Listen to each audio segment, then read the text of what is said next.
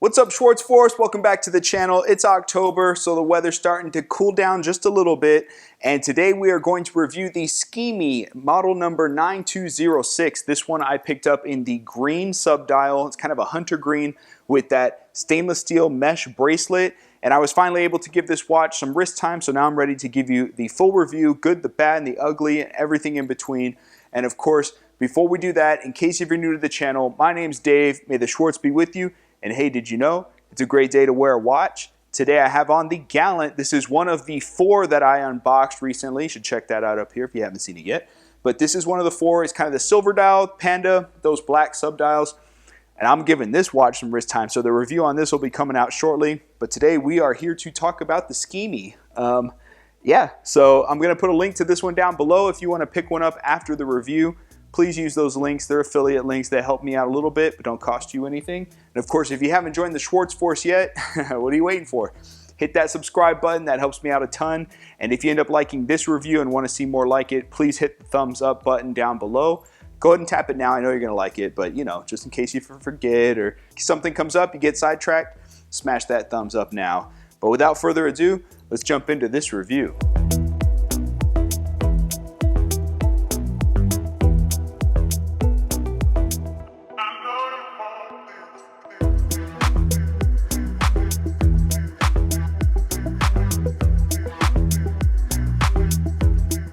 Alright guys, here it is, the SKMEI 9206. Now this is a fully functional chronograph watch. We have that tachymeter, as you can see there. Got tachymeter around the chapter ring. But before we jump into all the details, let's start off where we always do with some basic measurements of the watch. So this watch has a case diameter of 42 millimeter. See, that's pretty common in a lot of watches. For some reason, 42 millimeter seems to be the more common case diameter that I'm coming across. If we include the crown, it's going to put us right at 45 millimeters. And then we have a lug to lug of 47 millimeters. So with the dome crystal, we're looking at 12 millimeters. The bracelet is actually 22 millimeters. So just something to keep in mind if you wanted to swap that bracelet out.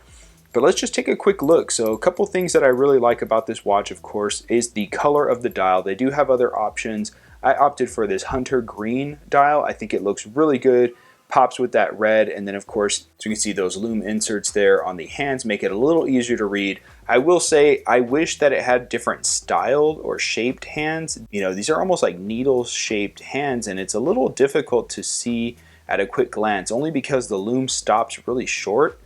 And so if it carried all the way out to the tip, I think that'd be better, or if it was just a broader, wider hand. I think the reason though that they went with these smaller shaped hands or thinner is because of the subdial. So they're trying to, I think, avoid blocking all that information there.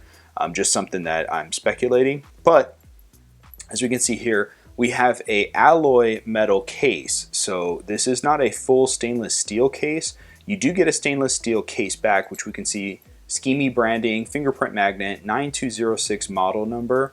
And then we have water resistance of 30 meters indication, and then the battery code, which I think is pretty helpful because you don't have to open up the case back to know what kind of battery to order. You can just order that in advance. It's kind of funny that you see these little notches like as if it was a screw down case back, but it is not. If we peek up, I'm going to zoom in here. If we take a peek right in this corner, you can see where there's that little notch. So it is just a snap case back. But at first glance, it kind of fooled me. It made me think that this was a screw down case back until I saw that right there. So you can just pop this bad boy right off.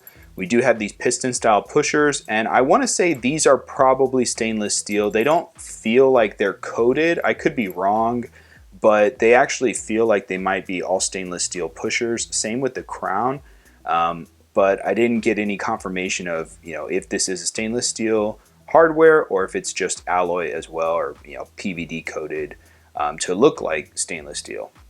Now moving to the lugs, I actually like the lug design with these kind of wire lug style. Looks pretty cool. It's a little different from a lot of other watches that I personally have, so I just think it being different is kind of nice. I think it's going to be personal preference if you like that look or if you don't. But a lot of people seem to have been interested in this watch out of the unboxing video that I did. So that's why I wanted to start with this one. But let's just get up close. There again, you can see that hunter green color, almost looks black in lower lighting. Now I did test this glass out and I really can't tell if it's like plastic, if it's an acrylic crystal, or if it is glass. It's definitely not sapphire, but with the distortion, I almost feel like it might be acrylic or plastic. I think that's going to be good or bad depending on your position there, because if it's acrylic and it gets scuffed, you can easily buff it out. If it's glass and it gets scratched, a little bit harder, or it could possibly crack. So I'm not really sure. I'm leaning more towards, I think this is a plastic acrylic crystal. That's just kind of me going off of seeing many different types of watches. I think that it might be acrylic. So maybe someday I'll do like a scratch test and we'll actually find out pretty quickly if this is glass or acrylic. But for now, I'm just going to speculate that we have an acrylic crystal. Now we do see the 24-hour indication on the subdial, and then our counting chronograph up to 1 hour here on the left subdial at 9 o'clock. The cool thing about the subdials is they are recessed. So if you look here at an angle with the light, you can actually see, let me get that light to hit there. You can actually see where it kind of scoops in. And then we see the little, again, arrow shapes here on the subdial hands that have lume in them as well.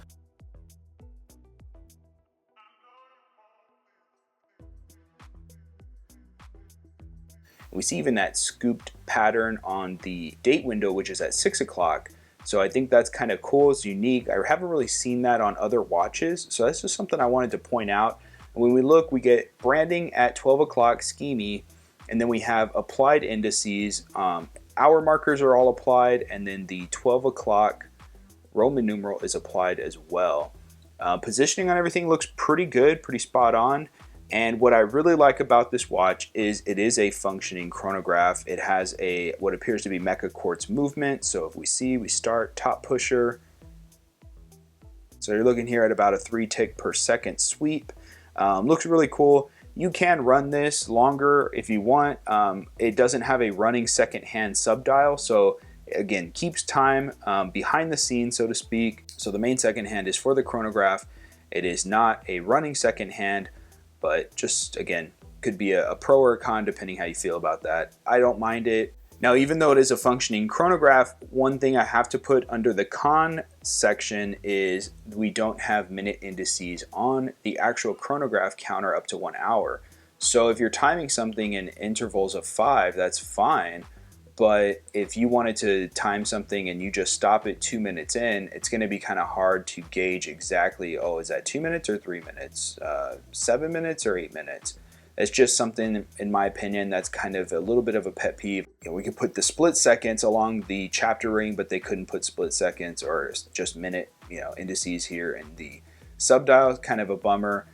Even here, you can see it's easily you're able to count 1, 2, 3, 4, 5, 6.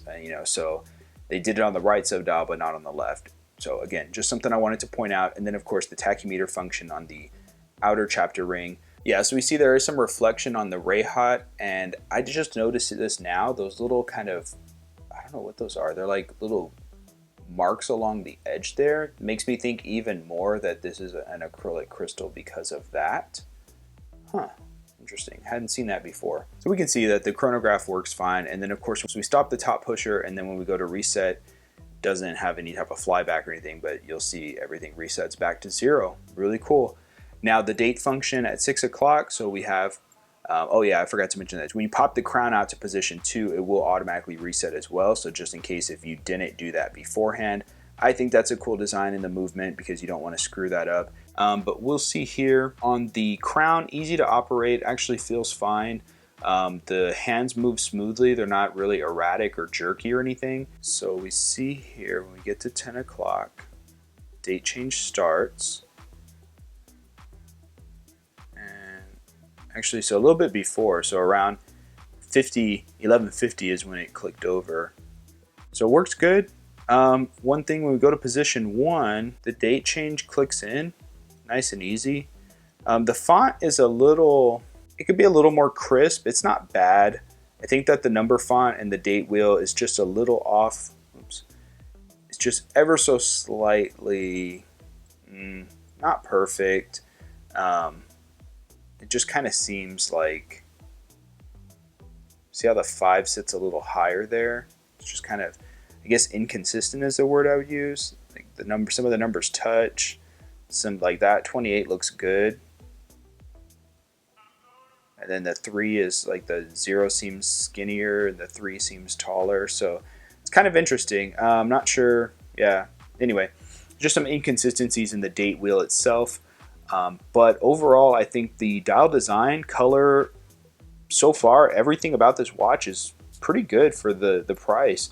The bracelet also, while it's a little noisy when it's, you know, like unclasped like this, the bracelet's surprisingly comfortable, and it is all stainless steel. So the bracelet is a stainless steel Milanese mesh. This clasp is fine, all stainless steel hardware. It gets a brushed finish here, no branding on that clip, and then we have no branding on this end either, but that brushed steel finish.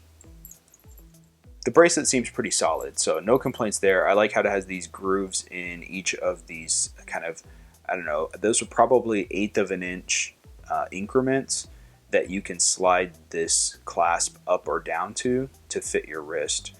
And then when we see the end kind of protector part is just folded over. So I have a feeling if this came off or if it came loose, the metal underneath is probably going to be pretty sharp or have edges that are going to get caught on clothing and stuff. So I think the Achilles heel of this bracelet is probably this little end piece. That said, I don't think it's just going to fly off for no reason. All right, so here is the watch on my 7-inch wrist. As you can see, 42 millimeter. You know, with the lugs being those wire lugs, it doesn't seem as large in my opinion. I think it sits pretty nice. And then we see that Milanese mesh bracelet. I have it set to where it's just snug enough. We don't really have any other play. This isn't peeking out from under or above. Just sits really nice and comfortable. Doesn't really pull my arm hair at all, so I haven't experienced that with this watch or this bracelet. Pretty nice, but I think for the price you can find these at, pretty reasonable and a great deal. So like I said, I'm gonna put a link in the description down below, so if you want to pick one of these up or if you want to check out one of the other colors, definitely do so. Let me know what you think. Now, of course, my point of contact with SKMEI, Brian, he mentioned if anyone was interested in making larger orders, definitely reach out to him. So his contact information will be down below as well. I think it's a great value for the price. The only thing I really don't know about is long-term how the case is going to hold up. I should say this is how I feel about all watches that have a alloy or PVD coated case, is really going to come down to how long is that going to last over time. If it's your daily wearing watch, gets touched or rubbed a lot, it may not last as long, versus if let's say you had this watch along with a ton of others in your collection like I do. I'm not going to be wearing this every day, so it's probably going to last longer in my collection as a result of that. So just something I wanted to bring up. But anyway, let me know what you guys think of this watch in the comments down below. SKMEI, a brand I haven't owned a watch from yet. I see a lot of their digital watches and reviews on those, but I wanted to try this one out. So let me know in the comments, what do you think, yay or nay? As always, if you haven't joined the Schwartz Force yet, please do so now. And if you forgot to hit that thumbs up button before, now's the time to do it if you like this video. I'll look forward to seeing you guys at the next one. As always, may the Schwartz be with you. Take care.